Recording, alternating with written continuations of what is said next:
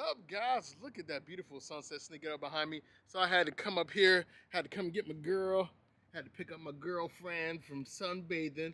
I usually put her up here during the day because, like a genius, I bought her and I don't have any sun on my balcony. So what I wanted to do was take a second and kind of give you guys a little bit of a background to the video that you're about to watch because when I was editing it, I realized that it wasn't like a typical day in the life video, right? The title is going to be something like "Day in the Life of a Professional Photographer" or something like that. I'm not walking around with a GoPro or whatever. It's just a vlog series, and I happen to have a guy follow me around the entire time. So the guy you're going to see throughout the video, that's actually Corey. Corey is a videographer and photographer who's actually a professor here in Bangkok, and he was hired by a company that reached out to me last February. It's a really big TV station. I can't talk to you about it. Well, I can't say who it is and exactly what we're doing, but it's a really big TV station that does documentaries. And they reached out to me and asked me to be part of one of their documentaries, specifically on what I do for a living. That was February 2020. The issue was February was 2020 was about the beginning of COVID out here in Southeast Asia, where people were really starting to take precautions. Governments were talking about doing closures officially.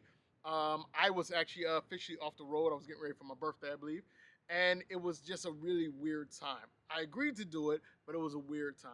So fast forward to March, we actually do a shoot. Originally, it was just supposed to be a sit-down interview. So we did the shoot when lockdown first started. I want to say it was maybe 5 days after lockdown started, where we can barely move, and we wanted to do some B-roll.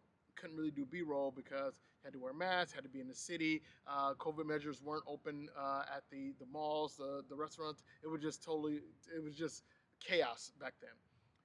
So as months went on through COVID, I just kind of forgot about the documentary. Totally forgot about it because I was just trying to see what life was going to be like. And then they came back to me and said, "Hey, we since everything's kind of loosening up a bit in Bangkok, we would like to shoot you again and just kind of expand upon the answers because it was related to work, and work changed drastically in those 6 months between the time we did the interview and the time they reached out to me again in late 2020." So I definitely agree because I had a blast doing the first interview. And this time, this is what you guys are about to see. It took us maybe 2 weeks to kind of coordinate this between me and Corey and LA. The team's out in Los Angeles. And they wanted very specific shots, like documentary style stuff. But luckily, I kind of am who I am, right? I know who I am. I know how comfortable I will be in front of the camera and what I do for a living. And there was no way in hell I was going to be able to do this the way they wanted to do. So I specifically asked them to say, look, can we do it where I'm doing a normal vlog day and you guys just follow me? And, throughout the day we could do like sit down interviews. We could talk about what's going on, but specifically just give me a list of the things that you have to see and then I'll put that together. And they agreed to it. So this is literally me taking a cameraman on a tour of Bangkok and photographing the entire time. So what I want to do with this video is I want to show you just one day of what it's like to be a professional travel photographer. I happen to know Bangkok very well, right? Bangkok's my home. I've lived here almost 7 years. So it's a little bit different than what I would do in, say, in Mumbai, or if I was in Paris, or if I was in Budapest, or if I was in Cape Town, right? It's totally different. I also don't show you guys any kind of gear stuff, any setups, equipment, any of that. I just kind of want to show you the process of start to finish during a day of me out shooting. One thing I realized, and you guys have probably noticed this now that I'm mentioning it, at the end, I was fucking exhausted. Like, on a normal day, I wouldn't be that tired because I would stop. Something you guys don't see, you won't see throughout this video is me actually shooting the documentary.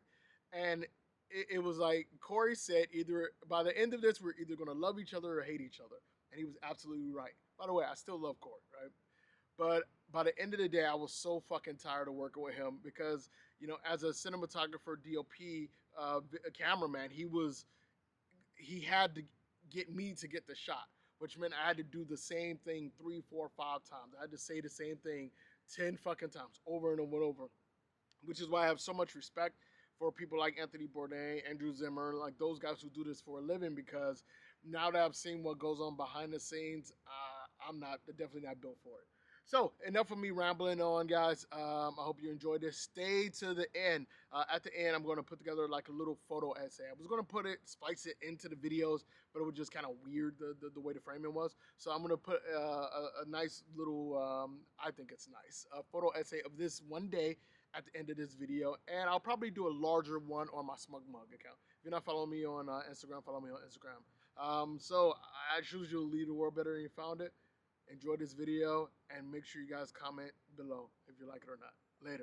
All right, guys, so it's been a while since I did a vlog like this, and it's not going to be like a full day in my life to what I do as a professional travel photographer. This is just my first day out back photographing the city again, so it's kind of fun.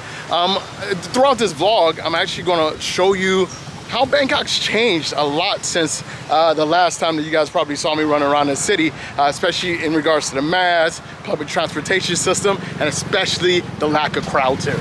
So the thing about the BTS is I'm not sure they're gonna let me film on the BTS. Normally they don't. I just happen to be in front of Texas Chicken. It's not, I didn't do that on purpose, by the way.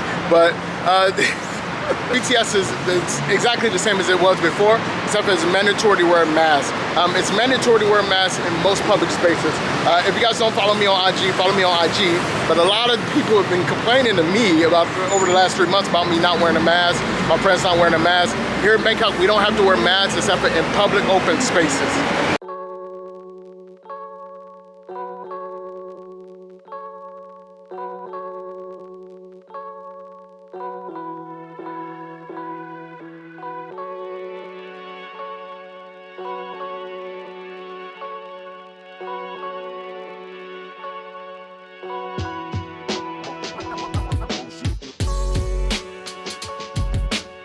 Alright guys, so we just arrived at Sapan Taksin, one of my favorite BTS stations, but not because it's like overly beautiful or anything like that, it's because it kind of holds a special place in my heart. So it's next to Shangri-La Hotel, and you guys have probably heard of Shangri-La. It's one of the biggest hotel chains in the world. But what makes this one special, the Shangri-La Bangkok, is they gave me my very first job as a professional travel journalist. And then later on, I actually worked with them with my marketing company as well. So I have a very special relationship with Shangri-La Hotel here in Bangkok. And sometimes it just takes a person to take a chance on you, give you a shot, give you an opportunity to kind of show you you can do it. You have value in this industry and you can move forward. Especially for those of us who work as digital nomads, marketers, professional journalists. Sometimes it takes a little while to get that first big break. Luckily, I was given a big break by an amazing company in Shangri-La. The reason I absolutely love this area, this part of Bangkok, is because it's so damn raw, authentic, straight up what it's always been, like a locals area. The interesting thing about now is before you had tourists everywhere in this area, but now with COVID-19, not a lot of tourists out here, basically no tourists. So it's all expats and locals running around this district, and you have this amazing artwork, these jeeps to pick you right up, and the boats are right over here.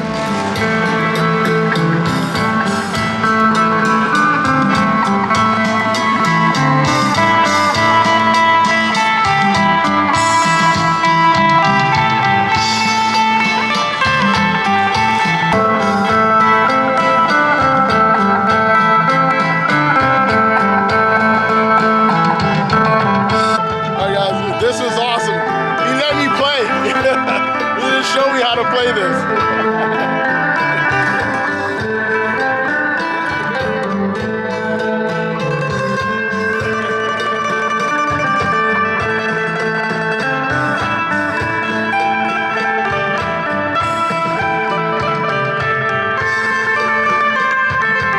All right, guys. So we actually just missed the boat, the shuttle boat over to Icon Siam. It's 100% my fault.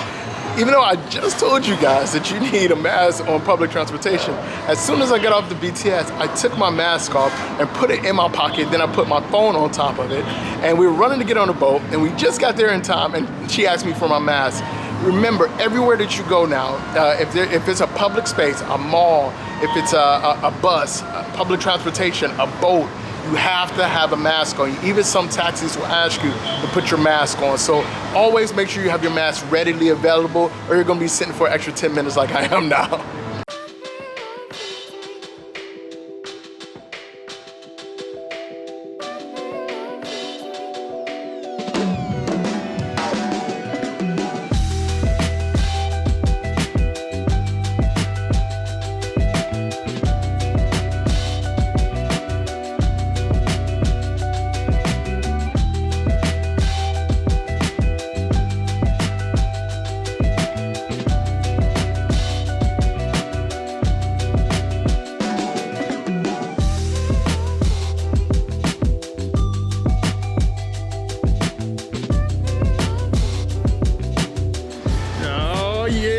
There he is. What's up, brother?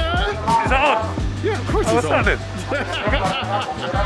All right, guys, I'm here with the dream team. Gary, I haven't seen you forever. How you been doing, man? I'm good, man. It's good to see you, bro. Thank you, It's good to see you, bro.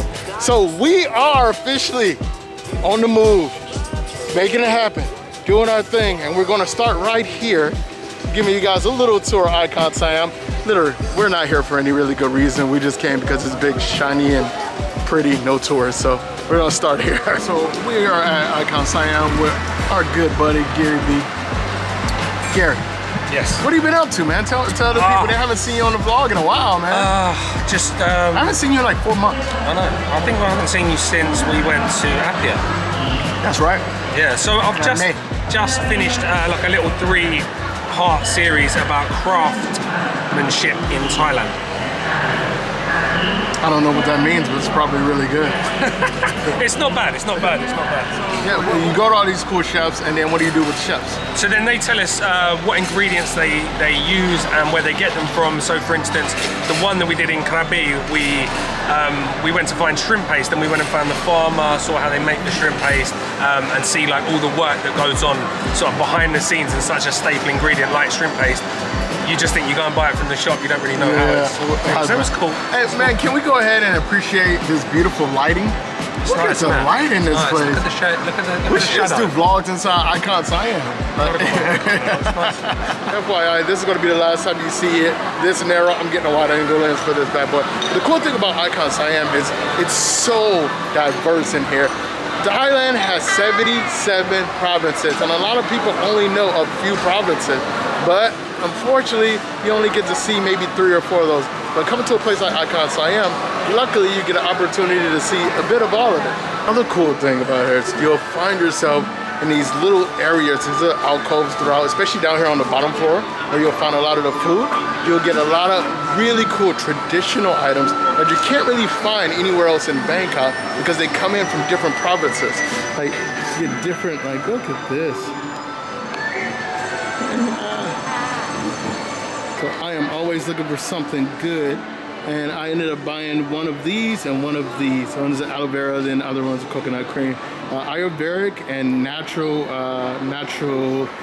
medicines are perfect for me. Oh, thank you. I think Icon Siam is like the perfect place to be to show you a bit about how tourism has really changed here in Bangkok. This place was covered in tourists. And it's Sunday, so there are a lot of Thai people here now, but normally, well, the new normal now, it's not a lot of people here. It's a bit sad and a bit beneficial for those of us who live here who aren't working in the industry. All right, guys, one of my favorite things about this building is this foyer open air area. Look at this. Hold on. Look at that. Woo! It just goes on and on forever. Now, I'm looking around me, I see Dior, I see Versace, Christian Louboutin, MCM, I see Coach, got the Apple Store upstairs, Michael Kors, Hugo Boss. Is that Porsche? Yep, that's a Porsche. I can't afford anything here, but sometimes it's fun just to window shop and dream. Guys, we have a temporary mask off moment. I've stepped outside and I'm gonna show you one of the best mid-range views you're gonna find anywhere here in Bangkok. So you come right outside the Apple Store, which you guys just saw, and you come over here and you get to see this amazing skyline. Over here, the stunning Mahanakorn building. Over here, you got, what's this? Hangover, Lebua. Right over here, Shangri-La. My first love here in Bangkok. Then you got the Ghost Tower right over here, Peninsula over here, and right here, the magic that brings it all together, the river, the Chao Phraya River. Look at this beauty.